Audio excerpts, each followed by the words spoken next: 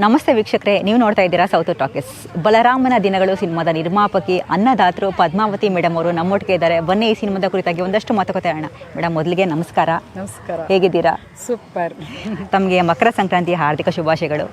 Thank you madam. ನಿಮಗೂ ಅಷ್ಟೇ ಮಕರ ಸಂಕ್ರಾಂತಿ ಹಬ್ಬದ ಆರ್ಥಿಕ ಶುಭಾಶಯಗಳು. ಭಗವಂತ ನಿಮ್ಮೆಲ್ರಿಗೂ ಒಳ್ಳೇದು ಮಾಡಲಿ. Thank you so much madam. ಇವತ್ತು ಸಂಕ್ರಾಂತಿ ಹಬ್ಬದ ದಿನ ಸಡಗರ ಎಲ್ಲ ಹೇಗಿದೆಯೋ, ನಿಮ್ಮ ಸಿನಿಮಾ ಕೂಡ ಅದೇ ರೇಂಜ್ನಲ್ಲಿ ಸಖತ್ತಾಗಿ ಓಡಲಿ ಅಂತ ಮೊದಲನೇದಾಗಿ ಆಶಿಸ್ತೀನಿ. ಖಂಡಿತ. Thank you. ಆ್ಯಂಡ್ ಬಲರಾಮನ ದಿನಗಳು ಸಿನಿಮಾದ ಟೀಸರ್ ಆಗಲಿ ಟ್ರೈಲರ್ ಆಗಲಿ ಬಂದಿಲ್ಲ. ಶುರು ಹಾಡಿಂದ ಈ ಸಿನಿಮಾದ ಒಂದು ಪ್ರಮೋಷನ್ ಶುರು ಆಯಿತು. ಅದ್ಭುತವಾಗಿ ಬಂದಿದೆ. ಬಿಕಾಸ್ ಏನಕ್ಕಂದರೆ ನಾವು ಯೂಟ್ಯೂಬ್ನಲ್ಲಿ ನೋಡಿದ್ರೆ 2.1 ಮಿಲಿಯನ್ ಕ್ರಾಸ್ ಆಗಿದೆ. ಅಷ್ಟು ಅದ್ಭುತವಾಗಿರುವಂಥ ಒಂದು ಮ್ಯೂಸಿಕ್, ವಿಜುವಲಿ ಕೂಡ ಅಷ್ಟೇ ರಿಚ್ ಆಗಿ ನೀವು ತೋರಿಸಿದ್ದೀರಾ. ಏನು ಹೇಳ್ತೀರಾ ಮೇಡಮ್? ನಿಜ, ನನಗಿದೊಂದು ಆಸೆ ಇತ್ತು. ನಾನೊಂದು ಬ್ರ್ಯಾಂಡಿಂಗ್ ಅಂದರೆ ಒಂದು ಸಿನಿಮಾನ ಮಾಡಬೇಕು ಅಂದರೆ ಒಂದು ಬ್ರ್ಯಾಂಡ್ ಇರಬೇಕು. ನಾವೇನೋ ಒಂದು ಸಣ್ಣದಾಗಿ ಸಿನಿಮಾ ಮಾಡಬೇಕು, ನಾವು ಏನೋ ಜನಗಳ ಮುಂದೆ ಅದಲ್ಲ. ಬಟ್ ಜನಕ್ಕೆ ಒಂದು ಒಳ್ಳೆ ಸಿನಿಮಾ ಕೊಡಬೇಕು. ಸಂತೋಷ್ ನಾರಾಯಣ್ ಅಂತ ಮ್ಯೂಸಿಕ್ಕು, ಒಳ್ಳೊಳ್ಳೆ ಆರ್ಟಿಸ್ಟು, ಒಳ್ಳೊಳ್ಳೆ ಡೈರೆಕ್ಟ್ರು, ಇದನ್ನು ನನ್ನ ಮಗ ತುಂಬ ಆಸೆ ಪಡ್ತಿದ್ದ. ನಾನು ಮಾಡಿದ್ರೆ ಒಂದು ದೊಡ್ಡ ಲೆವೆಲ್ಗೆ ಸಿನಿಮಾ ಮಾಡ್ತೀನಿ, ಒಂದು ದೊಡ್ಡ ಹಿಟ್ಟಾಗಂಥ ಸಿನಿಮಾ ಮಾಡ್ತೀನಿ, ಪ್ರತಿಯೊಬ್ಬರು ಮನಸ್ಸಲ್ಲೂ ಒಂದು ಕಣ್ಣಲ್ಲಿ ನೀರು ತರಿಸೋವಂಥ ಸಿನಿಮಾ ಕೊಡಬೇಕು. ಇವತ್ತು ಜನ, ನಮ್ಮ ಕರ್ನಾಟಕದ ಜನ ಒಂದು ಒಳ್ಳೆ ಸ್ಟೋರಿ ಇಲ್ಲದೆ, ಒಳ್ಳೆ ಸಿನಿಮಾ ಇಲ್ದಲೆ ನೊಂದು ಬೇಯ್ತಿದ್ದಾರೆ ಅನ್ನೋದೊಂದು ನಮಗೊಂದು ಇತ್ತು. ಅದನ್ನು ಒಳ್ಳೆ ರೀತಿಲಿ ಒಂದು ಸಿನಿಮಾ ಕೊಡಬೇಕು ಜನಕ್ಕೆ. ಇನ್ನೂ ಸಿನಿಮಾ ಇಂಡಸ್ಟ್ರಿ ಬೆಳೆಸಬೇಕು, ಆ ರೀತಿ ಜನನ ನಾವು ಥಿಯೇಟ್ರ್ ಕರ್ಕೊಬರ್ಬೇಕು ಅನ್ನೋ ಒಂದು ಥಾಟು ನಮ್ಮಲ್ಲಿತ್ತು. ಅಂಥ ಅದ್ಭುತವಾದ ಒಂದು ಸಿನಿಮಾನ ಕೊಟ್ಟಿದ್ದೀನಿ. ಅದು ಎಲ್ಲರೂ ಹೇಗೆ ತಗೋತಾರೋ ಜನ ನನಗೆ ಗೊತ್ತಿಲ್ಲ. ಬಟ್ ನನ್ನ ಮನಸ್ಪೂರ್ವಕವಾಗಿ ನನಗೆ ಇಷ್ಟ ಆಗೋಂಥ ಒಂದು ಸಿನಿಮಾನ ಎಲ್ರಿಗೂ ತಲುಪಿಸಿದ್ದೀನಿ. ಅವರೆಲ್ಲರೂ ಬಂದು ಸಿನಿಮಾ ನೋಡಬೇಕು ಅನ್ನೋದು ನನ್ನದೊಂದು ಆಸೆ ಅಷ್ಟೇ. Wonderful madam. ಬಿಕಾಸ್ ಆ್ಯಕ್ಚುಲಿ ನಮ್ಮ ಕನ್ನಡ ಇಂಡಸ್ಟ್ರಿಯಲ್ಲಿ ಟ್ಯಾಲೆಂಟ್ಗಳು ತುಂಬ ಸಾಕಷ್ಟು ಜನ ಇದ್ದಾರೆ. ಒಳ್ಳೊಳ್ಳೆ ಕಥೆಗಳಿದೆ, ಸಾಕಷ್ಟು ಒಳ್ಳೊಳ್ಳೆ ನಿರ್ದೇಶಕರು. ಬಟ್ ಇವಾಗ ಬೇಕಾಗಿರೋವಂಥದ್ದು ನಿರ್ಮಾಪಕರು. ಬಿಕಾಸ್ ಏನಕ್ಕಂದರೆ ಆವಾಗ ನಮ್ಮ ಇಂಡಸ್ಟ್ರಿ ನೆಕ್ಸ್ಟ್ ಲೆವೆಲ್ನಲ್ಲಿ ಬೆಳೆಯುತ್ತೆ. ಸೊ ಇವಾಗ ನೀವು ಅದಕ್ಕೆ ಸಾಥವನ್ನು ಕೊಟ್ಟಿದ್ದೀರಾ. ಸೊ ಇವಾಗ ಬಲರಾಮನ ದಿನಗಳು ವಿನೋದ್ ಸರ್ನ ಕರ್ಕೊಂಡು ಬಂದು ಈ ಸಿನಿಮಾದಲ್ಲಿ ನಡೆಸಿದ್ದೀರಾ. ಸೊ ವಿನೋದ್ ಸರ್ ಬಗ್ಗೆ ಏನು ಹೇಳೋದಕ್ಕೆ ಇಷ್ಟಪಡ್ತೀರಾ?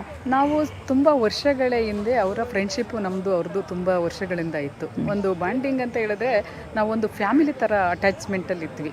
ಆವಾಗ ನನ್ನ ಮಗನಿಗೆ ಒಂದು ತಲೆಯಲ್ಲಿ ಬಂದಿದ್ದು ಒಂದೇ, ವಿನೋದ್ ಸರ್ಗೇನೆ ನಾವು ಒಂದು ಸಿನಿಮಾ ಮಾಡೋಣ, ನಮ್ಮಿಂದ ಅವ್ರಿಗೊಂದು ಒಳ್ಳೆ ಮಟ್ಟಕ್ಕೊಂದು ಸಿನಿಮಾನ ತೋರಿಸೋಣ, ಒಂದು ಮಾಡಿ ಅವ್ರಿಗೆ ಒಂದು ಈ ಥರನೂ ಇದೆಯಾ ಸಿನಿಮಾ ಅನ್ನೋದನ್ನು ತೋರಬೇಕು ಅನ್ನೋದು ನಮಗೊಂದು ಇತ್ತು. ಆವಾಗ ನಾವು ಫ್ರೆಂಡ್ಶಿಪ್ಪಲ್ಲಿ ಅವ್ರಿಗೆ ಹೇಳಿದ್ವಿ. ಬಟ್ ನನ್ನ ಥಾಟಲ್ಲಿ ಬೇರೆ ಇತ್ತು, ಮಾಡಬೇಕು ಬೇರೆಯವ್ರಿಗೆ ಅಂತ. ಬಟ್ ನನ್ನ ಮಗನಿಗೆ ಅವ್ರಿಗೆ ಇಷ್ಟ ಆಗಿರೋದ್ರಿಂದ ಫಸ್ಟ್ ಅವ್ರಿಗೆ ಒಂದು ಸಿನಿಮಾ ಮಾಡಬೇಕು, ನಮ್ಮ ಫ್ರೆಂಡ್ಶಿಪ್ಪು ನಮ್ಮ ಬಾಂಡಿಂಗ್ ಉಳಿಬೇಕು ಅಂದರೆ ಅವ್ರಿಗೊಂದು ನಮ್ಮ ಸಿನಿಮಾ, ನಮ್ಮ ಕಡೆಯಿಂದ ಫಸ್ಟ್ನೇ ಸಿನಿಮಾ ಅವ್ರಿಗೆ ಕೊಡೋಣ, ನೆಕ್ಸ್ಟ್ ಮುಂದುವರೆದು ಬೇರೆಯವ್ರಿಗೆ ಮಾಡೋಣ ಅಂತ ಅದು ಒಂದು ತಲೆಗೆ ಬಂತು. ಅದಕ್ಕೋಸ್ಕರ ಅವ್ರನ್ನೇ ಆಯ್ಕೆ ಮಾಡಿಕೊಂಡೆ. ಬಟ್ ಅದ್ಭುತವಾಗಿ ಮಾಡಿದ್ದಾರೆ, ತುಂಬ ಚೆನ್ನಾಗಿ ಮಾಡಿದ್ದಾರೆ. ಅವ್ರ ಎಲ್ಲ ಸಿನಿಮಾಗಿಂತಲೂ ಈ ಸಿನಿಮಾದಲ್ಲಿ ತುಂಬ ನಟನೆ ಜೋರಾಗಿದೆ. ಆ್ಯಕ್ಟಿಂಗು ಅದರಲ್ಲಿ ಯಾವ ಸಿನಿಮಾದಲ್ಲೂ ನಾನು ಅಷ್ಟು ನೋಡಿಲ್ಲ. ಅದು ಯಾಕೆ ಗೊತ್ತಿಲ್ಲ, ನಮ್ಮ ಇಬ್ಬರ ಬಾಂಡಿಂಗಿಗೋಸ್ಕರ ಆ ಥರ ನಟನೆ ಮಾಡಿದ್ರೆ ಏನೋ ಗೊತ್ತಿಲ್ಲ. ತುಂಬ ಬ್ಯೂಟಿಫುಲ್ಲಾಗಿ ಆ್ಯಕ್ಟಿಂಗ್ ಮಾಡಿದ್ದಾರೆ ಈ ಸಿನಿಮಾದಲ್ಲಿ. ನನಗೂ ತುಂಬ ಇಷ್ಟ ಆಯಿತು. ಬಟ್ ಖುಷಿ ಇದೆ ಮಾಡಿದ್ದು. ಯಾಕೆ ಅಂದರೆ ನಾವು ಆ್ಯಕ್ಚುಲಿ ಶುರು ಹಾಡನ್ನು ನೋಡಿದ್ರೆ ಈ ಬಾಡಿ ಲ್ಯಾಂಗ್ವೇಜ್ಗಿಂತ ಜಾಸ್ತಿ ಸೈಲೆನ್ಸ್ ಜಾಸ್ತಿ ಮಾತಾಡುತ್ತೆ. ಅವರ ಕಣ್ಣಿನ ಎಕ್ಸ್ಪ್ರೆಷನ್ಸ್ನಲ್ಲೇ ಅವರು ಇಡೀ ಕಥೆನ ಹೇಳ್ತಾ ಇದ್ದಾರೆ ಅನ್ನುವಂಥ ಒಂದು ಭಾವನೆ ನಮಗೆ ಕ್ರಿಯೇಟ್ ಆಗುತ್ತೆ. ಮತ್ತು ಇವಾಗ ನನ್ನ ಪ್ರಶ್ನೆ ಅಂದರೆ, ಈ ಸಿನಿಮಾ ಅಂದರೆ ಕಮರ್ಷಿಯಲ್ ಹಿಟ್ ಆಗದೆ ಹೋದರೂ ಕಲ್ಚರಲಿ ರೆಲಿವೆಂಟ್ ಆಗುತ್ತೆ ಅನ್ನೋ ನಂಬಿಕೆ ನಿಮಗಿದೆಯಾ? ಖಂಡಿತ ಇದೆ. ಈಗ ನನಗೇನು ಅಂದರೆ, ನಾನು ಕಮರ್ಷಿಯಲ್ಲೇ ಆಗಬೇಕು ಅಂತ ಏನಿಲ್ಲ. ಬಟ್ ನನಗೇನು ಜನಕ್ಕೆ ಅವ್ರ ಮನಸ್ಸಿಗೆ ಮುಟ್ಟಿಸ್ಬೇಕು. ನನ್ನ ಬಿಸ್ನೆಸ್ ಮೈಂಡ್ ಇಟ್ಕೊಂಡು ನಾನು ಸಿನಿಮಾ ಮಾಡಿಲ್ಲ. ನನ್ನ ಬಿಸ್ನೆಸ್ ಮೈಂಡ್ ಇದ್ದಿದ್ರೆ ನಾನು ಬೇರೆ ರೀತಿ ಮಾಡ್ತಿದ್ದೆ. ಪ್ರೊಡ್ಯೂಸರ್ ಆಗೇ ಬರಬೇಕು ಅನ್ನೋದೇನಿಲ್ಲ. ರಿಯಲ್ ಎಸ್ಟೇಟ್ ಮಾಡ್ಬೋದು, ಬೇರೆ ನಾವು ಯಾವಾಗಲೂ ನಾವು ಒಬ್ಬ ರಾಜಕಾರಣಿ ಕುಟುಂಬದಲ್ಲಿ ಬಂದಂಥವ್ರು, ನಾವು ಒಂದು ಹೋಮ್ ಮಿನಿಸ್ಟ್ರ್ ಮನೆಯಿಂದ ಬಂದಂಥವ್ರು. ಹಂಗಿರಬೇಕಾದ್ರೆ ನನಗೆ ಸಿನಿಮಾ ಇಂಡಸ್ಟ್ರಿ ನನಗೆ ಗೊತ್ತೂ ಇರಲಿಲ್ಲ. ಬಟ್ ನನಗೆ ಇಲ್ಲಿ ದುಡ್ಡು ಇಟ್ಕೊಂಡು, ನಾನು ಅಮೌಂಟ್ ಇಟ್ಕೊಂಡು ಸಿನಿಮಾ ಮಾಡೋಕ್ಕೆ ಬಂದವಳಲ್ಲ. ಬಟ್ ನನ್ನ ಜನಕ್ಕೆ ಒಂದು ಒಳ್ಳೆ ಸಿನಿಮಾ ಕೊಡಬೇಕು, ಜನ ನನ್ನ ಥಿಯೇಟ್ರಿಗೆ ಬಂದು ಸಿನಿಮಾ ನೋಡಬೇಕು. ಬಟ್ ಒಂದು ದೊಡ್ಡ ಮಟ್ಟಿಗೆ ಬೆಳೀಬೇಕು. ಈ KVN ಮತ್ತು ನಮ್ಮ ಒಂಬಾಳೆ ಪ್ರೊಡಕ್ಷನ್ ಆ ಥರದೊಂದು ಎತ್ತರಕ್ಕೆ ನಾವು ಮುಟ್ಟಬೇಕು ಅನ್ನೋ ಒಂದು ಆಸೆ ಹೊರತು ನಮಗೆ ದುಡ್ಡಿನ ಆಸೆ ಅಂತೂ ಇಲ್ಲ. ಯಾವಾಗಲೂ ಒಂದು ಗಾದೆ ಹೇಳ್ತಾರೆ, ಯಾವತ್ತೂ ದುಡ್ಡಿಂದೇ ನಾವು ಓಡಬಾರ್ದು, ನಮ್ಮಿಂದೇ ದುಡ್ಡು ಓಡಬರಬೇಕು. ನನಗೆ ಖುಷಿ. ಬಟ್ ನನಗೆ ಗೊತ್ತಿರೋದು ಒಳ್ಳೆಯದಾಗಿ ಒಂದು ಜನಕ್ಕೆ ಸಿನಿಮಾ ಕೊಡಬೇಕು ಅಂತ. ಇವಾಗ ನೀವು ಬೇರೆ ಏನು ಅಂದರೆ ಸಿನಿಮಾನ ಆಯ್ಕೆ ಮಾಡ್ಕೋಬೋದಾಗಿತ್ತು. ಆದರೆ ಬಲರಾಮನ ದಿನಗಳು ಅನ್ನುವಂಥ ಇದು ಒಂದು ಅಂಡರ್ವರ್ಲ್ಡ್ ಸ್ಟೋರಿ. ಈ ಕಥೆನ ಪರ್ಟಿಕ್ಯುಲರ್ಲಿ ಆಯ್ಕೆ ಮಾಡ್ಕೊಂಡಿರುವಂಥ ಉದ್ದೇಶ ಏನು ಅಂತ ಇವತ್ತು ನಿಮ್ಗೊಂದು ಸತ್ಯ ಹೇಳ್ತೀನಿ.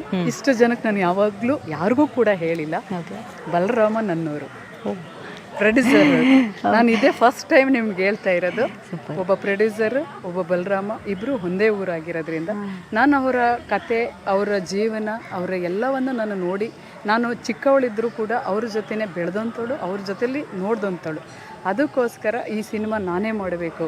ನನಗೊಂದು ಅವ್ರಿಗೆ ಅವರ ರಿಯಲ್ ಜೀವನ ಏನಿತ್ತು, ಯಾವ ಥರ ಇತ್ತು, ಅವ್ರು ಎಷ್ಟು ಒಳ್ಳೆ ವ್ಯಕ್ತಿ, ಅವ್ರು ಎಷ್ಟೊಂದು ಜನಕ್ಕೆ ಅದು ಗೊತ್ತಿಲ್ಲ. ಅವರು ಒಂದು ಜನಕ್ಕೆ ಗೊತ್ತಿದ್ದು ಅಷ್ಟೇ, ಒಬ್ಬ ರೌಡಿ ಅಷ್ಟೇ ಗೊತ್ತಿದ್ದಿತ್ತು. ಬಟ್ ಅದಲ್ಲ, ಅವ್ರ ಹಿನ್ನೆಲೆಯಲ್ಲಿ ಒಳ್ಳೆತನ, ಒಳ್ಳೆ ಕ್ಯಾರೆಕ್ಟರ್ಗಳು ಇದ್ದು ಅದನ್ನು ನಾವು ನೋಡಿದಂಥವ್ರು ಒಂದೇ ಊರಾಗಿರೋದ್ರಿಂದ ಅದನ್ನು ಅವ್ರಿಗೆ ಮಾಡಬೇಕು ಅನ್ನೋದು, ಬಲರಾಮ ಅನ್ನೋದನ್ನೇ ನಾನು ಇಟ್ಕೊಂಡು ಒಂದು ಸಿನಿಮಾ ಮಾಡಿದ್ದೆ.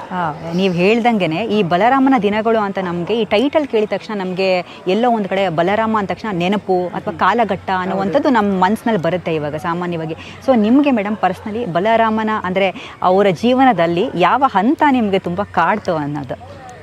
ಇವಾಗ ಅವರು ಅದನ್ನೇ ಹೇಳಿದ್ನಲ್ಲ, ಅವ್ರ ಹಂತ ಯಾವಾಗ ಕಾಡ್ತು ಅಂದರೆ ಅವ್ರ ಬಗ್ಗೆ ಬ್ಯಾಡ್ ಒಪಿನಿಯನ್ಗಳು ಕೆಲವ್ರಿಗೆ ಗೊತ್ತೇ ಇಲ್ಲ. ಅವನೊಬ್ಬ ಕಟುಕ, ಅವನೊಬ್ಬ ರೌಡಿ, ಈ ಥರ ಇತ್ತು. ಒಟ್ಟು ನನಗೆ ಗೊತ್ತಿತ್ತು ಸತ್ಯ, ಹಾಯಪ್ಪ ಒಬ್ಬ ಒಳ್ಳೆ ಮನುಷ್ಯ. ಆ ಒಳ್ಳೆಯವ್ರನ್ನ ಹೆಂಗೆ ಬೇಕಾದ್ರೂ ಕೆಟ್ಟದ್ದು ಮಾಡುತ್ತೆ ಸಮಾಜ, ಹೆಂಗೆ ಬೇಕಾದ್ರೂ ಕೆಟ್ಟರು ಹಾಕ್ತಾರೆ ಅನ್ನೋದೊಂದು ರೀಸನ್ನೇ ಇದು ಈ ಸಿನಿಮಾ. ಏಕೆಂದರೆ ಈಗ ನಾನು ನಿಮ್ಮ ದೃಷ್ಟಿಲಿ ಒಳ್ಳೊಳ್ಳಿರ್ಬೋದು, ಜಗತ್ ದೃಷ್ಟಿಲಿ ಕೆಟ್ಟರು ಅಂದ್ಕೊಂಡಿರ್ತಾರೆ. ಆ ಜಗತ್ ದೃಷ್ಟಿ ಏನು ಕೆಟ್ಟದ್ದು ಅಂದ್ಕೊಂಡಿದೆಯೋ ಅದು ಅವನು ಒಬ್ಬ ಒಳ್ಳೆಯವನು ಅನ್ನೋದನ್ನು ಪ್ರೂವ್ ಮಾಡಿದ್ದೀವಿ ಅಷ್ಟೇ ಈ ಸಿನಿಮಾದಲ್ಲಿ. ಅದಕ್ಕೋಸ್ಕರ ಈ ಸಿನಿಮಾನ ನೋಡಿದ್ರೆ ಜನಕ್ಕೆ ಗೊತ್ತಾಗುತ್ತೆ ಏನು ಇಟ್ಟಿದ್ದಾರೆ. ಸೊ ಬೇಸಿಕ್ಲಿ ಇದು ರಿಯಲ್ ಸ್ಟೋರಿನ ಅಥವಾ ಫಿಕ್ಷನಲ್ಲ ಹೇಗೆ ಅಂತ ಸದ್ಯಕ್ಕೆ ಅದನ್ನ ಹೇಳೋ ಸ್ಥಿತಿಲಿ ನಾನಿಲ್ಲ. ಚೆನ್ನಾಗಿ ನೋಡಿ ಅವ್ರ ತೀರ್ಮಾನ ತಗೋಬೇಕು. ಮತ್ತೆ ಗೊತ್ತಾಗ್ಬಿಡುತ್ತೆ ಅವ್ರು ನೋಡಿದ್ರೆ ಇದು ರಿಯಲಿನ ಇಲ್ಲ ಕಾಲ ಗಟ್ಟಿನ, ಇದು ಏನು ತಾತ್ಕಾಲಿಕವಾಗಿ ಇದೇನು ಅನ್ನೋದು ಅವ್ರಿಗೆ ನಿರ್ಧಾರ ಅವ್ರಿಗೆ ಬಿಟ್ಟಿದ್ದು. ಮತ್ತೆ ಇವಾಗ 80s 90s ಸಿನಿಮಾಗಳು ನಾವು ಯೂಶಲಿ ಏನಾದರೂ ತೆರೆ ಮೇಲೆ ನಾವು ತೊಗೊಂಡು ಬರಬೇಕು ಅಂದರೆ ಸಾಕಷ್ಟು ಚಾಲೆಂಜಸ್ಗಳಿರುತ್ತೆ. ಬಿಕಾಸ್ ಬ್ಯಾಕ್ ಡ್ರಾಪ್ ಆಗಿರ್ಬೋದು, ಸೆಟ್ ಆಗಿರ್ಬೋದು, ಎಲ್ಲವೂ ಕೂಡ ಆಬ್ವಿಯಸ್ಲಿ ಚಾಲೆಂಜಿಂಗು. ಸೊ ಇವಾಗ ನಿಮಗೆ ಬಿಗ್ಗೆಸ್ಟ್ ಚಾಲೆಂಜಿಂಗ್ ಅಂತ ಆಗಿದ್ದು ಯಾವುದು ಈ ಸಿನಿಮಾದಲ್ಲಿ ಅಂತ? ನನಗೆ ಅದೇ ಸೆಟ್ ವರ್ಕೆ ತುಂಬ ಬಿಗ್ಗೆಸ್ಟ್ ಆಗಿ ನನಗೆ ಅದನ್ನು ನಿಭಾಯಿಸೋಕ್ಕಾಗ್ತಾರೆ. ಈಗ 1986 82ರದ್ದು ಸಿನಿಮಾ ಇದು. ಆವಾಗಲ್ದು ಕತೆ ನಿಮಗೆ ಗೊತ್ತಿದೆ, ಹೇಗೆ ಸೆಟ್ಟು ಹಳೆ ಬ್ಯಾಂಗ್ಳೂರು ತೋರಬೇಕು, ಹಳೆ ಸಿಟಿ ತೋರಬೇಕು, ತುಂಬ ಕಷ್ಟ. ಓಲ್ಡ್ ಸಿನಿಮಾ ಮಾಡೋದಿದೆಯಲ್ಲ, ನನಗಿದ್ದು ಮಾಡಿದ ಮೇಲೆ ಒಂದು ದೊಡ್ಡ ಅನುಭವ. ಇವತ್ತಿನ ಪ್ರೆಸೆಂಟ್ ಏನಿದೆ ಅದನ್ನು ಮಾಡಿಬಿಡ್ಬೋದು, ಇವತ್ತೇನು ಇಲ್ಲೇ ಬಂದು ಶೂಟ್ ಮಾಡ್ಬೋದು, ಇಲ್ಲೇ. ಬಟ್ ಅದು ಹಾಗಲ್ಲ. ನಾವು ಒಂದರಲ್ಲೂ ಕೂಡ ಒಂದು ಚುಕ್ಕಿಯಾಗಿ ಒಂದು ತೋರ್ಬಿಟ್ರೆ ಇದೇನಪ್ಪ ಸುಳ್ಳು ಹೇಳ್ಬಿಟ್ಟಿದ್ದಾರೆ, 86 ಅಂತ ಹೇಳ್ತಿದ್ದಾರೆ. ಎಲ್ಲಿದೆ 86? ಒಂದು ಕಾಯಿನ್ ಬೂತ್ನೂ ಕೂಡ ನಾವು ಅವತ್ತಲದ್ದೇ ತಗೋಬೇಕು. ಒಂದು ಲೋಟ ನೀರು ಕುಡಿಯೋದನ್ನು ಕೂಡ ಅವತ್ತಿನ ಪಾತ್ರೆನೇ ತಗೋಬೇಕು. ಒಂದು ಫೋನ್ ಯೂಸ್ವಲಾಗಿ ಯಾರು ಒಂದು ಫೋನಲ್ಲಿ ಮಾತಾಡ್ತಾ ಇರೋದ್ರು ಅದು ನನಗೆ ರಿಮಾರ್ಕ್. ಒಂದು ಲ್ಯಾಂಡ್ಲೈನು, ಪ್ರತಿಯೊಂದು ಆ ಕಾರು, ಆ ಬಸ್ಸು, ಪ್ರತಿಯೊಂದನ್ನು ಇದು ಆರ್ಟಿಫಿಷಿಯಲ್ ಆಗಂತೂ ಇಲ್ಲ, ರಿಯಲಿಯಾಗಿ ಕೊಟ್ಟಿದ್ದೀನಿ ಈ ಸಿನಿಮಾಗೆ. ಪ್ರತಿಯೊಬ್ಬರು ನೋಡಿ ಅವ್ರು ಎಷ್ಟೇ ಕಣ್ಣಿಟ್ಟು ನೋಡಿದ್ರು ಇದು ಹಿಂದೆ 86 ಏನಿತ್ತು ಅದೇ ಇದೆ ಸಿನಿಮಾದಲ್ಲಿ. ಖಂಡಿತ ಎಲ್ಲರೂ, ನಾನು ಯಾರಾದರೂ ಒಬ್ಬರು ಕ್ವಶನ್ ಮಾಡ್ತಾರೆ ಈ ಸಿನಿಮಾದಲ್ಲಿ, ಏನಾದರೂ ಒಂದು ಚುಕ್ಕಿ ಇಟ್ಬಿಡ್ತಾರೇನೋ. ಅದನ್ನು ತುಂಬ ಭಯಭಕ್ತಿಯಿಂದ ಅದೇನು ಕೊಡಬೇಕು, 86 ಹೇಗಿತ್ತು ಅದನ್ನೇ ಕೊಟ್ಟಿದ್ದೀನಿ, ಅದನ್ನೇ ಮಾಡಿದ್ದೀವಿ. ಬಟ್ ಆರ್ಟಿಫಿಷಿಯಲ್ ಆಗಂತ ರಿಯಲಿಯಾಗೆ ಅದನ್ನು ತೋರಿದ್ದೀವಿ. ಅದನ್ನು ಕ್ರಿಯೇಟು ನಮ್ಮ ಈಗಲೂ ಹಳೆ ಬೆಂಗಳೂರು ಥರ ಉಳಿದಿರೋದು ಮೈಸೂರು. ಬಟ್ ಅದಕ್ಕೇ ನನಗೆ ಅಲ್ಲಿ ಮೈಸೂರಲ್ಲೇ ಅರ್ಧ ದಿನ ಶೂಟು ಅಲ್ಲೇ ಅರ್ಧ ಕಳೀತು ನಮಗೆ. ಯಾಕೆಂದರೆ ಅಲ್ಲೇ ಇವತ್ತಿಗೂ ಉಳಿದಿದೆ ನಮಗೆ ಹಳೆ ಬೆಂಗಳೂರು ಮೈಸೂರಲ್ಲಿ ಉಳಿದಿದೆ.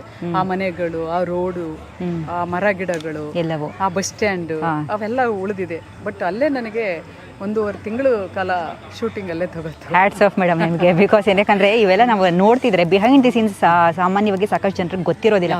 ಆನ್ ಸ್ಕ್ರೀನ್ ಅದು ಆ ಮೂಮೆಂಟ್ನಲ್ಲಿ ಒಂದೇ ಒಂದು ನಿಮಿಷ ಹಿಂಗೆ ಬಂದು ಹೋಗ್ಬಿಡುತ್ತೆ. ಆದರೆ ಇದಿಷ್ಟು ಕಥೆಗಳು ಪ್ರಾಬಬ್ಲಿ ಯಾರಿಗೂ ಗೊತ್ತಿರೋದಿಲ್ಲ. ಆ್ಯಂಡ್ ಇವಾಗ ಪ್ರಸ್ತುತ ನಿರ್ಮಾಣಕ್ಕೆ ಇಳಿದಿದ್ದೀರಾ, ಹೇಗೆ ಅನ್ನಿಸ್ತಾ ಇದೆ ಅಂತ? ತುಂಬ ಒಂದು ಭಾಗ ಇವರೆಲ್ಲ ನೋಡಿದ್ರೆ ಈ ಸಂಭ್ರಮ ಇದೆಲ್ಲ ನೋಡಿದ್ರೆ ಖುಷಿ ಅನ್ನಿಸ್ತಾ ಇದೆ. ನಾವು ಯಾವತ್ತೂ ಕುಗ್ಗಿಲ್ಲ. ಬಟ್ ಕೆಲವರು ಪ್ರೊಡ್ಯೂಸರ್ ಏನಾಗ್ಬಿಡ್ತಾರೆ, ಹೆದ್ರು ಬಿಡ್ತಾರೆ. ಏನೋ ಮುಂದಿನ ಜನ ಏನೋ ಯಾವ ಥರ ತಗೋತಾರೋ ಜನ. ಬಟ್ ನನಗೆ ಧೈರ್ಯ ಇದೆ, ನನಗೊಂದು ಬೆಂಬಲ ಇದೆ. ನಾನು ಒಳ್ಳೆ ಸಿನಿಮಾ ಮಾಡಿದ್ದೀನಿ, ಅದ್ಭುತವಾಗಿ ಕೊಟ್ಟಿದ್ದೀನಿ, ಜನ ತಗೋತಾರೆ. ನನಗೆ ಒಂದು ಒಳ್ಳೆ ಕ್ಲಿಯರಿಟಿ ಇರಬೇಕು.